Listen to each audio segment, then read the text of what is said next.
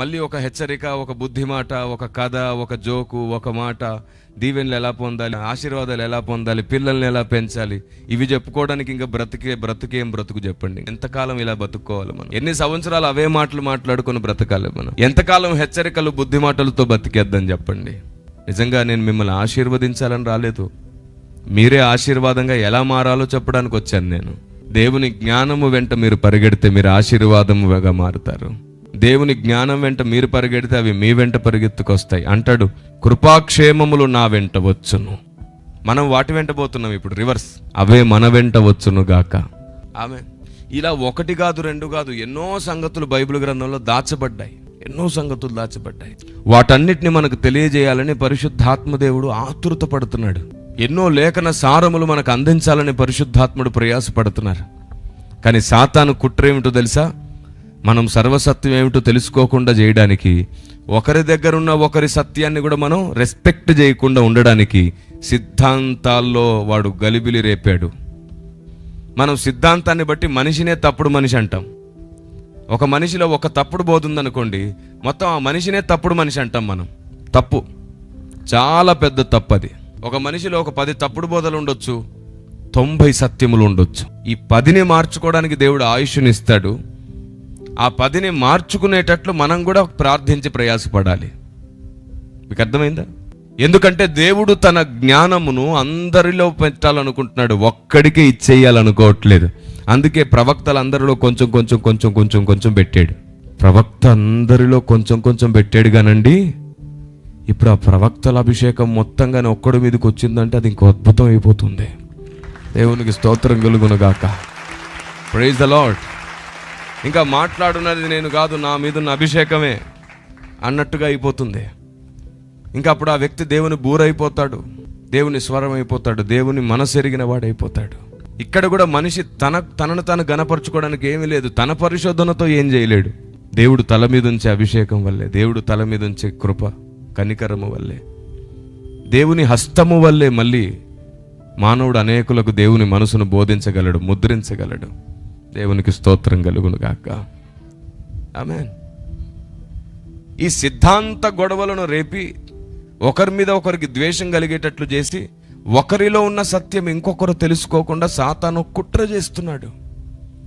అందుకే సహోదరులు ఒకరినొకరు ద్వేషిస్తున్నారు కాబట్టి ఒకరిలో ఉన్న దేవుని ప్రత్యక్షత ఒకరు చెప్పుకోలేకపోతున్నారు.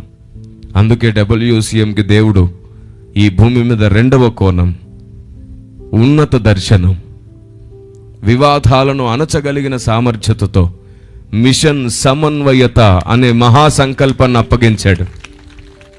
అవును, నాకంటే ముందు ఎందరో దైవజనులు, మహానుభావులు, భక్తులు, అపోస్తలులు, ప్రవక్తలు, గొప్పవాళ్ళు ఎంతో సేవ చేశారు. ఎన్నో గొప్ప గొప్ప సంగతులు, వాక్యమర్మములు, సత్యములు, సువార్తను గూర్చిన జ్ఞానం బోధించారు. వాటిని కూడా నేను మీకు చెప్తాను. వారు చెప్పకుండా మిగిల్చిన, దేవుడు చెప్పడానికి దాచిన సంగతులు కూడా మీకు చెప్తాను. ఈ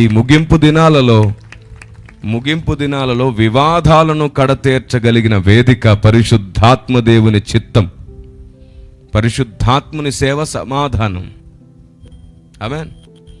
తొందరపడే నోటితో వివాదాలు రెచ్చగొట్టుకొని, తొందరపడే మాటలతో నోటితో బూతులు మాట్లాడేసి, తొందరపాటుతో అనేకమైనటువంటి పరిశుద్ధాత్మ దేవునికి ఇష్టం లేని, దేవుని ఉద్దేశములు కాని ఉద్యమాలను రేపి చెప్పవలసిన మహాసత్యములను కూడా బురదతో నింపేస్తే దేవుడు ఏం చేస్తాడు? ఓ దావీదు, నీ చేతికి చాలా రక్తం అంటింది నాన్న, ఇంకా చాలు, నువ్వు మందిరం కట్టలేవు, కానీ నీతోనే కట్టించాలని ప్రారంభించాను కానీ నువ్వు కట్టలేవు, నీ కుమారుడు కడతాడు అన్నాడా లేదా? అంతే. వయసు పెరిగింది, దాంతోపాటు తొందరపాటు పెరిగింది, భక్తులకి నోరు జారుడుతనం వచ్చేసింది, ఆలోచన లేకుండా ప్రవర్తించే విధానం వచ్చింది, అనవసరమైన ఉద్యమాల స్వరం వచ్చేసింది, దేవుడిచ్చిన ధనం వృధా చేసే పని వచ్చింది, ప్రతిదానికి విభేదం, విపరీతం, ఇంకొకరి పేరెత్తి అవమానించడం, తూలనాడడం, తొందరపడడం అలవాటైంది. దేవుడు అప్పగించిన మహాసంకల్పం ప్రజలకు అర్థం కావడానికి బదులుగా అపార్థం అయిపోతుంది. ఇంకా వివాదాలు రేపగలిగిన ఎన్నో మాటలు. ఇంకా ఆ తర్వాత దేవుడు ఏం చేస్తాడు? దావీదా ఆగు, నీ కుమారునితో నేను మిగతా పని చేయించుకుంటాను అన్నట్టుగా చేయడా? అలాగే మిషన్ సమన్వయతను అప్పగించాడు ఆయన. దేవునికి స్తోత్రం కలుగును గాక. Praise the Lord. ఆమేన్. సాధిస్తాం, తప్పకుండా సాధిస్తాం. అందులో ఎలాంటి డౌట్ లేదు. 100% ఒక్క పాయింట్లో 0 పాయింట్ కూడా మిస్ అవ్వకుండా 100% సాధిస్తాం. దేవునికి స్తోత్రం కలుగును గాక. ఇది శక్తితో కాదు, బలముతో కాదు, ఆత్మదేవుని ద్వారానే జరుగుతుందని ప్రపంచం తెలుసుకుంటుంది. ఖచ్చితంగా సాధించి తీరుతాం. ఆమేన్. ఇప్పుడు చెప్పండి, పరిచర్య అంటే ఏంటి? 40 మంది, 4 గోడలు, హల్లెలూయా, స్తుతి మహిమ, అంతేనా? కాదు, కాదు. దేవుని ఆలోచన విధానం, దేవుని ఉద్దేశాలు, దేవుని చట్టము, దేవుని న్యాయము, దేవుని జ్ఞానము, దేవుని వ్యూహము, చివరికి సాతాను తంత్రములను కూడా పసిగట్టి ప్రతి విశ్వాసి సైనికుడుగా మారేటట్లు అనుదిన పరిచర్య కొనసాగాలి. ఆమేన్. సైనికుడైన వాడు ఇంకొకరిని సైనికుని చేసి తీరాలి. ఆమేన్. సైనికుడైన వాడు ఇంకొకరిని సైనికుని చేయాలి. నాన్నగారు, ఇదిగో నేను నీ కొడుకునైనందుకు నేను ఇంకొకరిని కన్నాను, ఇదిగో నీకు అప్పగిస్తున్నాను, ఇంకొకరిని కన్నాను, ఇంకొకరిని తయారు చేశాను అనేటట్లుగా సైనికులు తయారవ్వాలి. దేవునికి స్తుతి కలుగును గాక. ఈ చివరి రోజుల్లో నువ్వు నేర్చుకున్న వాటిని బోధించగలిగిన వ్యక్తిగా మారినప్పుడే నువ్వు ఇంకొకరిని కంటావు. నువ్వు ఏం వింటున్నావు అది బోధించు. అనేకులకు బోధించే విధానం నేర్చుకొని బోధించు. ఏది ముందు చెప్పాలి, ఏది వెనక చెప్పాలో తెలుసుకొని చెప్పు. అప్పుడు ఏది సత్యమో ఏది అసత్యమో కూడా నీకు తెలిసిపోతుంది. ఆమేన్. ఇప్పుడు చెప్పండి, అసలు మన భక్తి జీవితం ప్రారంభమైనట్టేనా? ఇన్నాళ్ళు మనం ఆశీర్వాదాలు దీవెనల వెంటగా పరిగెత్తాం. ప్రభువా, నా కొడుకు మంచిగా పాస్ అయ్యాడంటే మంచి మార్కులతో నీకు 10 ఫ్యాన్లు ఇస్తానయ్యా. ఎవరు వేసుకొని కూర్చుంటారా 10 ఫ్యాన్ల కింద? నువ్వేగా కూర్చునేది. ప్రభా 25 చైర్లు ఇస్తా చర్చికి, తీసుకో ప్రభా. ఎవరు కూర్చుంటున్నారు? ప్రభువు కూర్చుంటున్నాడా? మందిర పరిచర్య కోసమే కదా, మనమే కదా కూర్చునేది. దేవుని పని అందంగా, సక్రమంగా, బాధ్యతగా జరగడానికి ఏమేం కావాలో అన్ని సమకూర్చుకోవాల్సిన పని మనది. మనం దేవుని మందిరానికి చేస్తుంటే ఆయన చూస్తాడు. ఆయన చూసి ఆయన మనసులో మనల్ని జ్ఞాపకం చేసుకుంటాడు. అప్పుడు ఇక్కడ అక్కడ కూడా మన ఫలం భద్రపరచబడుతుంది. దేవునికి స్తోత్రం కలుగును గాక. మళ్ళీ చెప్తున్నాను, మీరు మందిరానికి సేవకి ఇస్తున్నప్పుడు 10 మంది వినాలి తెలుసుకోవాలని ఇవ్వకండి. ఎందుకంటే కుడి చేత్తో ఇస్తే అది ధర్మమైనా కానుకైనా. మనకు అలా ఉండదే. పలాని వాడు 110 రూపాయలు ఇచ్చాను, 100 రూపాయలు ఇచ్చాను, 1000 రూపాయలు ఇచ్చాను అంటే మనం నేనే ఇచ్చింది నేనే అని చెప్పుకుంటాం. సేవకులకు, సంఘ పెద్దలకు ఏం చెప్పాలని ఉండదండి. మాకు కూడా అట్లాంటి కోరికే ఉండదు. చెప్పకపోతే అలిగే మోకాలు కదా అని, బాధపడతారు కదా అని చెప్పేసి చెప్తూ ఉంటారు. నియమం ప్రకారంగా నువ్వు దేవుని సేవకు ఇచ్చినది 10 మందికి వినబడక్కర్లేదు. రహస్యమందు చూచుచున్న దేవుడు నీకు ప్రతిఫలం ఇస్తాడు. అది సక్రమంగా వాడబడుతుందో లేదో పెద్దలు, సంఘ పెద్దలు చూసుకుంటారు, లేదా సేవకుడు చూసుకుంటాడు కదా. పనిలో కనబడిపోతుంది. మనం ఇచ్చిందంతా ఎక్కడ కనబడుతుంది? పనిలో కనబడుతుంది. పని జరిగితే మనం లెక్క అడగక్కర్లేదుగా. సేవకులను, సంఘ పెద్దల్ని ఇబ్బంది పెట్టొద్దు. మనుషులు కదా, మర్చిపోతారు. కొన్నిసార్లు మీ పేరు మర్చిపోవచ్చు, కానీ మనుషులం మేము మర్చిపోయిన దేవుడు మిమ్మల్ని మర్చిపోడు. ధైర్యంగా పనిచేయండి. దేవునికి స్తోత్రం కలుగును గాక. ఇలా మనం మార్చుకోవలసినవి కూడా ఉన్నాయి చాలా. మీరు, నేను అందరం మార్చుకోవాల్సినవి చాలా ఉన్నాయి. కొన్ని నాకు ఆలస్యంగా తెలియచ్చు నేను మార్చుకోవాల్సినవి, కొన్ని నీకు ఆలస్యంగా తెలియచ్చు. కానీ ప్రేమ మన మధ్యలో లేకపోతే ఎప్పటికీ తెలియదు, ఎప్పటికీ సరి చేసుకోలేం. ప్రేమ మనలో ఉన్నప్పుడే దేవుడు మనకు చెప్పేవి మనకు అర్థమవుతాయి. ఆమేన్. కాబట్టి ఈ భూమి మీద మనము ఎంతకాలం బ్రతుకుతామో గ్యారంటీ లేదు. బ్రతుకుండగానే మార్చుకోవలసిన వాటిని త్వరగా మార్చుకుందాం, నేర్చుకోవలసిన వాటిని త్వరగా నేర్చుకుందాం. దేవునికి స్తోత్రం కలుగును గాక. మరి మీలో ఎవరైనా ఇంకా అలాగా బాధపడి ఫీల్ అయ్యే వాళ్ళు ఉన్నారా? నా కూతురుకి పాట ఇవ్వలేదు ఈరోజు, నా కొడుక్కి పాట ఇవ్వలేదు, కావాలనే ఇవ్వలేదు ఆయన. మా సంఘం అంత దూరం నుంచి ఆటోల మీద ఎక్కొచ్చాం, ఆటోల కింద కూడా వచ్చాం, మేమే ఆటోలు మోసుకొచ్చాం, మాకు పాట ఇవ్వలేదు. అరే నీకు ఇవ్వకపోతే నష్టమే వచ్చింది, దేవుని కార్యం జరుగుతుంది కదా, దేవుడు అనుకుంది జరుగుతుందని సంతోషపడొచ్చు కదా.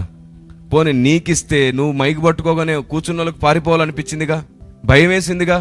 నువ్వు దేవుణ్ణి అడిగావా, తలాంతు పొంది పాడావా పోని, పాడడం నేర్చుకొని పాడావా పోని, లేదు. పట్టుకొని బేరమంటే అలా కాదు, నువ్వు నేర్చుకో, దేవుణ్ణి అడుగు, ప్రభువా మాకు తలాంతు ఇవ్వు అని అడుగు, సంఘంలో సాధన చేయి, సేవకుని అడుగు, దీవిస్తాడు.